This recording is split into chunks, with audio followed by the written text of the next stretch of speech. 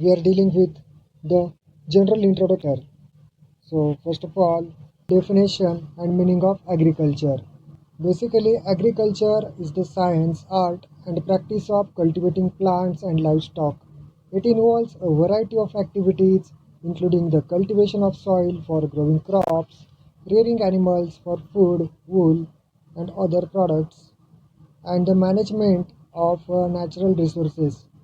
मित्रांनो, यामध्ये शेती हे कला, विज्ञान आहे, ज्यामध्ये की आपण पिकांची लागवड तसेच जनावरांचं संगोपन आदी गोष्टींचा अंतर्भाव करत असतो. यामध्ये वेगवेगळ्या क्रियांचा समावेश होतो, जसे की आपल्याला वेगवेगळ्या प्रकारचे अन्नपदार्थ तसेच लोकरी कापड वगैरे मिळवण्यासाठी आपण ॲनिमलचा देखील वापर याच्यामध्ये करत असतो. आणि थोडक्यात जर का बघायला गेलं तर नैसर्गिक संसाधनांचं व्यवस्थापन शेतीमध्ये केलं जातं. Next topic is branches of agriculture. Within that we are study about various sectors और various branches of agriculture.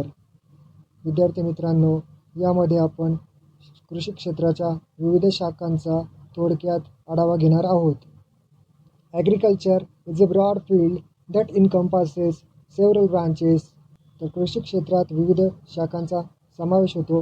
First branch of agriculture is agronomy. Agronomy is defined as the science of soil management and crop production. It deals with the production of food, fibre and fuel crops and management of soil and water resources. There are certain key areas in this branch are just like crop rotation, irrigation, plant breeding, soil fertility and weed control. सर्वप्रथम ॲग्रिकल्चरची जी काही शाखा आहे तिला agronomy असं म्हटलं जातं. यामध्ये प्रामुख्याने मातीचं व्यवस्थापन आणि पिकांचं उत्पादन यांच्या वैज्ञानिक पद्धतीने अभ्यास केला जातो. यामध्ये वेगवेगळ्या प्रकारच्या अन्नपदार्थांचं उत्पादन तसेच वेगवेगळ्या प्रकारचे तंतू असतील तसेच इंधनाचे जे काही रिलेटेड पिकं असतील त्यांचं लागवड करणे तसेच माती आणि पाण्याचं व्यवस्थापन करणे यांचा देखील यामध्ये समावेश होतो. यामध्ये विविध पैलूंचा समावेश होतो, जसे की क्रॉप रोटेशन म्हणजे आपण त्याला म्हणू शकतो की वेगवेगळे पिकं आपण रोटेट करू शकतो. तसेच इरिगेशन अर्थात जलसिंचन, प्लांट ब्रीडिंग म्हणजेच वेगवेगळ्या प्रकारचे क्रॉसेस घेऊन वनस्पतींची सुधारित वाण आपण तयार करू शकतो. मातीची उर्वरकता, फर्टिलिटी याचा देखील यामध्ये विचार केला जातो. तसेच तण नियंत्रण याचा देखील यामध्ये समावेश केला जातो. Second branch of agriculture is horticulture. It is defined as the art and science of growing fruits, vegetables, flowers and ornamental plants. It's generally focused on the cultivation of garden crops, both edible and non-edible. Within that, various key areas are pomology, fruit cultivation, olericulture, vegetable cultivation, floriculture, flower cultivation and landscape horticulture. दुसरी जी काही कृषी क्षेत्राची शाखा आहे तिला horticulture या नावाने ओळखलं जातं, ज्यामध्ये जनरली फळांचं उत्पादन, पालेभाज्यांचं उत्पादन, फुलोत्पादन तसेच वेगवेगळ्या प्रकारच्या सुशोभीकरणासाठी लागणाऱ्या वनस्पतींचं उत्पादन यांचा समावेश होतो. यात जनरली बागेमध्ये लावले जाणाऱ्या रोपांचा तसेच पिकांचा अभ्यास करतो, जे की both edible and non edible अर्थात जे की आपण खाद्यपदार्थ म्हणून वापरू शकतो किंवा तसेच इतर अखाद्य उपयोगांसाठी त्यांचा उपयोग करू शकतो. यामध्ये पोमोलॉजी जी काही ब्रांच आहे त्याच्यामध्ये जनरली फळांच्या लागवडीचा अभ्यास केला जातो. ओलेरिकल्चर ही जी काही शाखा आहे त्यामध्ये पालेभाज्या उत्पादनाचा अभ्यास केला जातो. तसेच फ्लोरिकल्चर या ब्रांचमध्ये फुलांच्या उत्पादनाचा स्टडी केला जातो. तसेच लँडस्केप हॉर्टिकल्चरमध्ये वेगवेगळ्या भूभागांची सजावट वगैरे तसेच इमारतींचा आजूबाजूला असणारा ग्रीन बेल्ट कसा वाढवता येईल याचा विचार केला जातो. नाव the third branch of agriculture is animal husbandry. It is defined as the practice of breeding and raising livestock. It involves the care, breeding and management of animals such as cattle, sheep, goat, pig and poultry. Certain key areas in this sector are dairy farming and aquaculture. So तिसरी जी काही शाखा आहे तिला आपण animal husbandry या नावाने ओळखतो. याच्यामध्ये वेगवेगळ्या जे काही शेतीला उपयोगी असणारे तसेच जोडधंद्याला उपयोगी असणारे जे काही ॲनिमल्स असतात, प्राणी असतात, जनावरे असतात, त्यांचे संकरित वाण निर्माण करणे तसेच त्यांची वाढ करणे याचा समावेश होतो. यामध्ये जनरली बघायला गेलं तर त्या सर्व जनावरांची जसे की वेगवेगळ्या प्रकारची दूध दुभती जनावरे, शेळ्या, मेंढ्या यांचं काळजी घेतली जाते. त्यांचं ब्रीडिंग अर्थात प्रजोत्पादन घडवून आणलं जातं आणि त्यांचं व्यवस्थापन केलं जातं.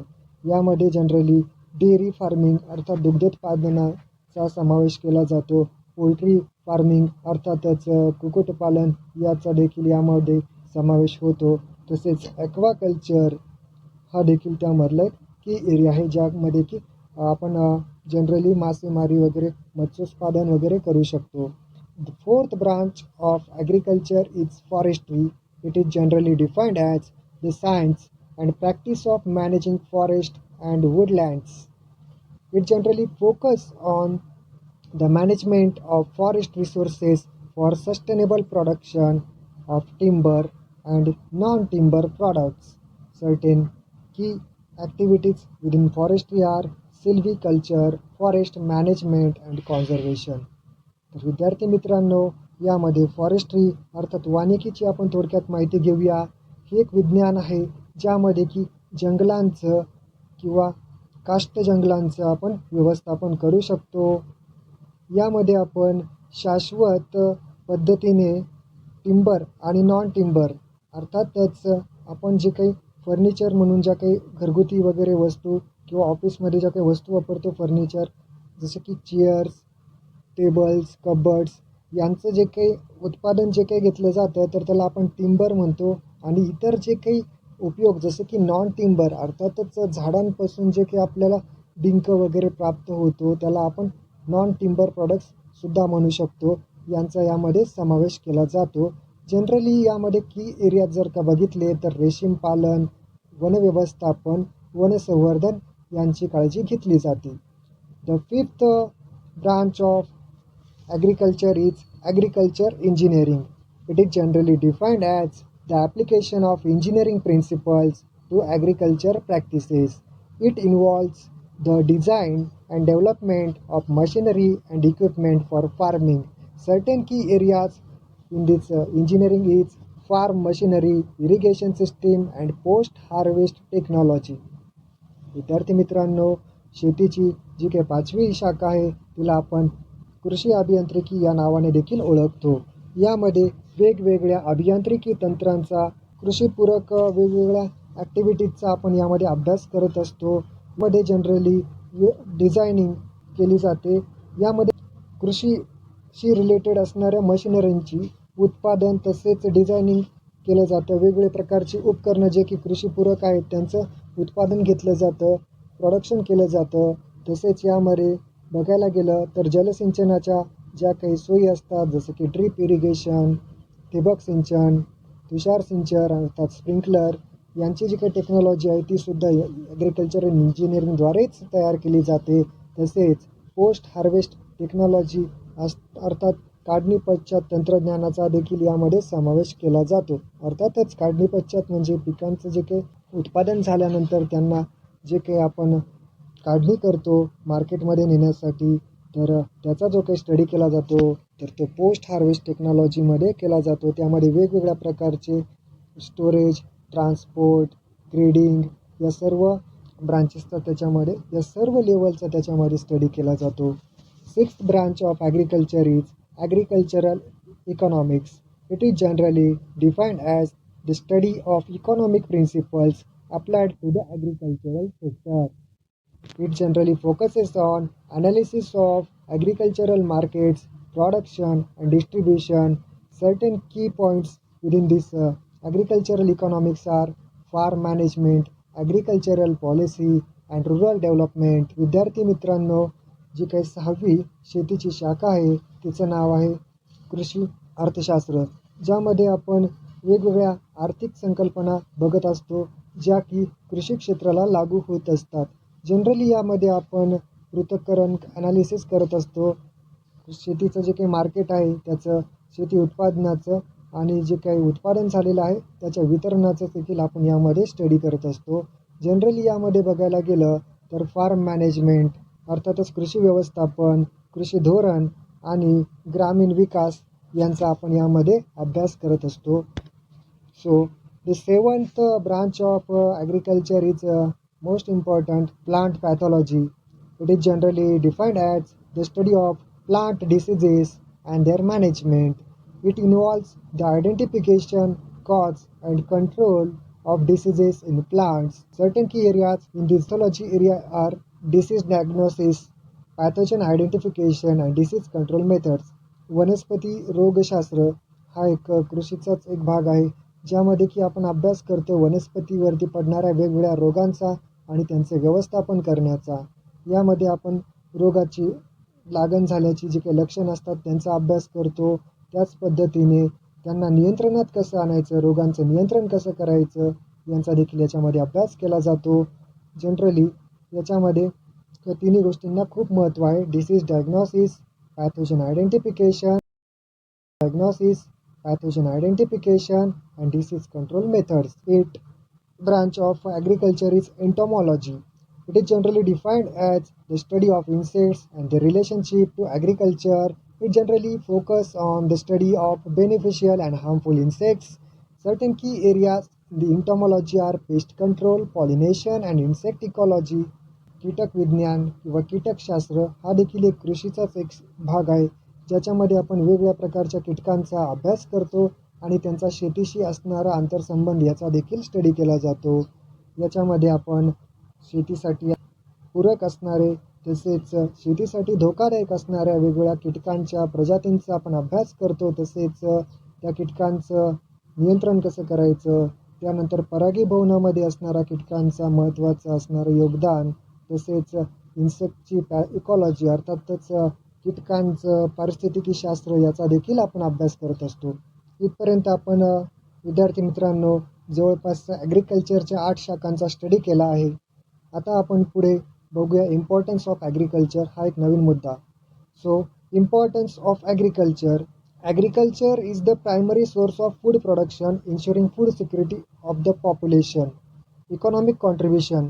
It contributes significantly to the GDP of many countries and provides employment to the large portion of the population.